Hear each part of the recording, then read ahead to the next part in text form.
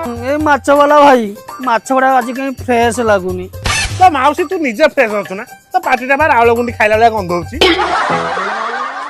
अच्छा मोहन भाई आर थर जो माछ वाला आस्तिला ता माछर दुनिया निश अछि तम माछर निश नाही तो निश जदी बे माछर निश थिबो ताकू पूरा हल्का तारसी चुची पालन ने की फेशियल करी तम काटी के देबी।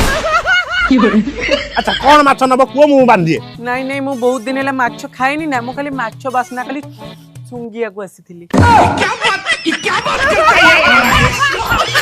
ए माछर पिटी तो गाला बंका कर देम कोलाटू। अच्छा भाई ना माछटा कहीं सुकुटा भारी कोला देखाउची। ओ निजे तो पूरा चांदी रूपा भलिया गोरा आलो ततवा जिए देखियो से केवल नो बॉल।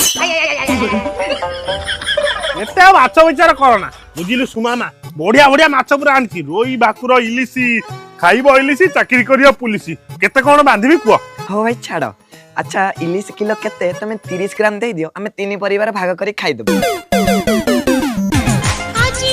इलिसी के देखिछ तू देखिछ तो पई बड़ कथा तू जा रुह मो पळे जाउछ कोन मो दियर बयस हबो रुह तुम भाई आज घरे नांती इलिसी किलो केते मते दियो अध किलो। इलिसी किलो होची तमरे 1500 टका। हां खाउलो मा मु सुकुआ नेकी खाइ देबी। ओहो भाउज कोन सुकुआ मुकुआ खाइ देबो कहलो सुकुआ खाया भलो नुह सुकुआ खाली या बले भूत छुआ जन्म हेबे। हमर काम करो 1000 टका मु तुमको इलिसी दे दोछ काटुची बाळा ना 1000 टका देमी गोटे माछ खाया पे ता पे के मु काई मटन न खाइबी। ओहो भाउज ये जो